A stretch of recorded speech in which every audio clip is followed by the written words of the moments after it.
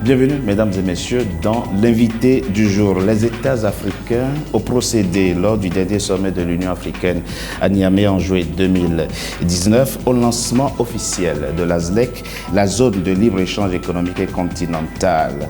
D'un côté, ceux qui y voient une opportunité d'accroître le commerce intra-africain et de renforcer l'intégration du continent. Puis de l'autre, les sceptiques, les réticents. Mais comment se situer par rapport à cette question? Je reçois pour en parler le professeur Emmanuel Pondi. Il enseigne les relations internationales Jean-Emmanuel Pondi.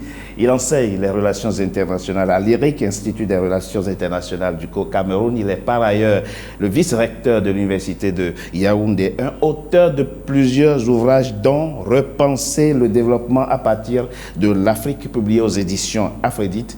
Il est notre invité du jour. Professeur Jean-Emmanuel Pondi, bienvenue à vous. Et merci d'avoir accepté notre invitation.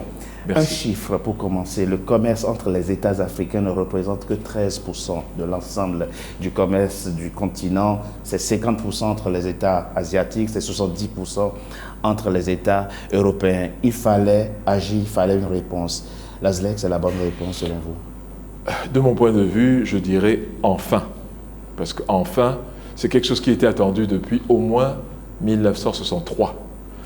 C'est un accomplissement parce que ce n'était pas du tout facile et ce n'était pas donné. La rapidité avec laquelle tout le processus s'est finalisé montre bien qu'il y avait une soif de faire quelque chose, d'accomplir un acte d'abord symbolique et ensuite plus tard opérationnel.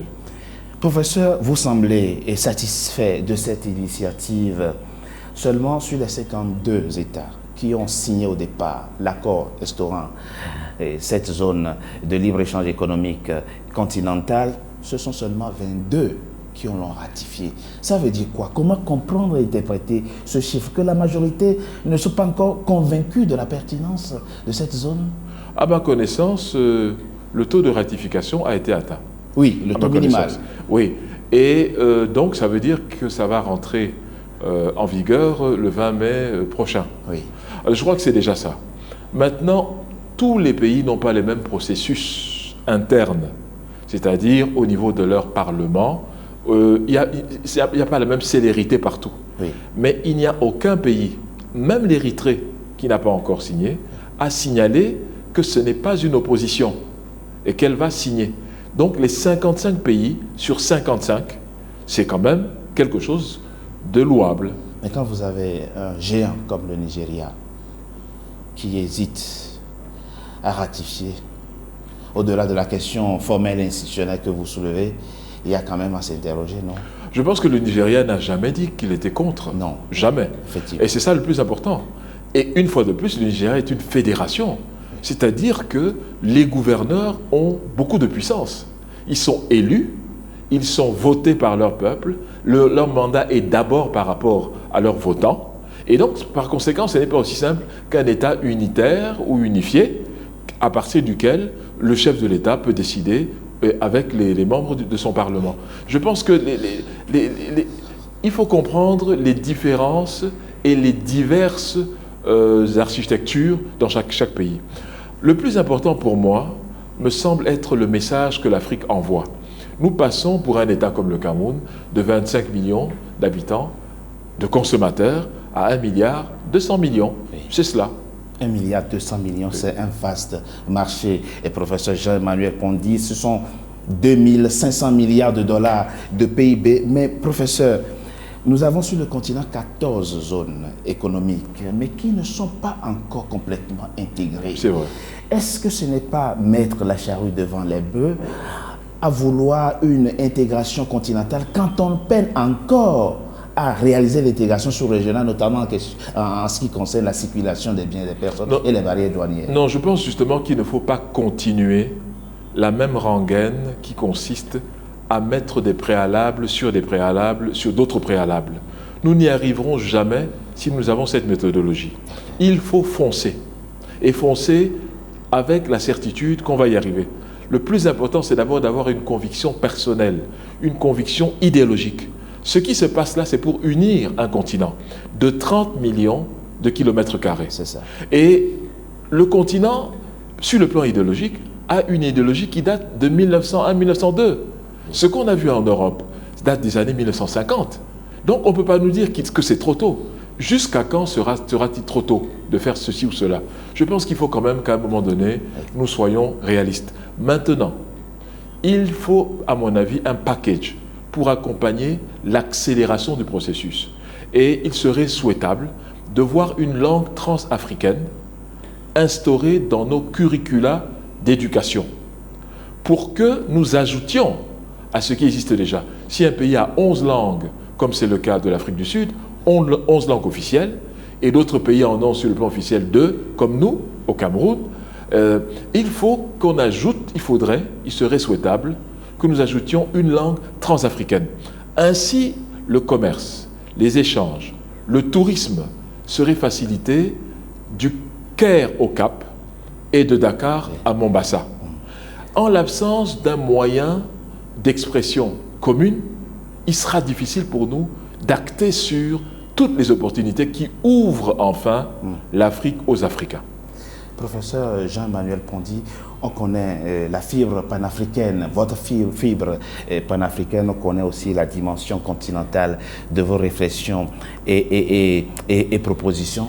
Êtes-vous optimiste pour le développement par rapport Je suis optimiste par inclinaison, parce que je sais qu'il y a beaucoup de pessimistes, d'afro-pessimistes par profession. Je pense qu'on ne peut rien bâtir de sérieux, de durable, de fort dans l'autoflagellation dans laquelle se complaisent certains Africains. Je crois que l'optimisme ne doit pas être béat, ne doit pas être basé sur rien, mais il doit être basé sur une détermination à arriver à des objectifs, quelles que soient les difficultés qui existent. Nous ne sommes pas en train de dire que c'est un long fleuve tranquille sans problème, mais il faut faire face à ces problèmes parce que la capacité de multiplier les ressources, la richesse en Afrique s'offre à nous enfin. Et nous devons avoir une économie africaine au service des consommateurs africains d'abord. Justement, vous abordez là un point très important, professeur. Oui. Mais est-ce que cela ne suppose-t-il pas qu'il faut d'abord se poser la question, quel modèle économique voulons-nous? Sommes-nous en mesure de mettre en place des politiques régionales dans les domaines de l'agriculture, de l'industrialisation? Est-ce que les États noyautés comme ils sont aujourd'hui sont capables justement de faire face aux défis qui attendent les continents? Bon, je pense qu'avant même de parler maintenant des modèles économiques, il faut regarder l'état des infrastructures et la configuration des infrastructures. Ces infrastructures sont configurées pour prendre les minerais dans l'Interland pour les amener vers les côtes. Et ce qui fait qu'en réalité, aucune capitale africaine n'est reliée par les rails, ni les routes. Ce n'est que maintenant qu'on est en train d'implémenter les transafricaines, qui sont rationnellement configurées sur le plan économique. Mais avant, nous n'avions aucun lien entre nous, encore moins, selon les divisions soi-disant francophones, anglophones, lusophones, germanophones, etc. Nous n'avions aucun lien entre nous. Je pense que ces infrastructures doivent finalement être implémentées, reconfigurées, pour qu'il y ait une logique économique dans la manière dont elles sont construites. Que ce soit les routes, que ce soit le rail, que ce soit les aéroports ou les ports, il doit y avoir maintenant des convergences pour qu'il y ait une mutualisation de nos infrastructures. Entre les États. Bien sûr. Et ainsi, nous allons casser les barrières, qui sont des barrières de l'intégration verticale, pour passer vers l'intégration horizontale. Merci, professeur Jean-Emmanuel Pondy, d'avoir partagé votre optimisme avec nos téléspectateurs. Je rappelle que vous enseignez les relations internationales à l'Institut des relations internationales du Cameroun, vice-recteur de l'Université Yaoundé 1 et auteur de plusieurs ouvrages. Merci d'avoir été notre invité du jour. Mesdames et messieurs, c'était l'invité du jour. Merci d'avoir été en notre compagnie. À très bientôt pour un nouveau numéro de l'invité du jour.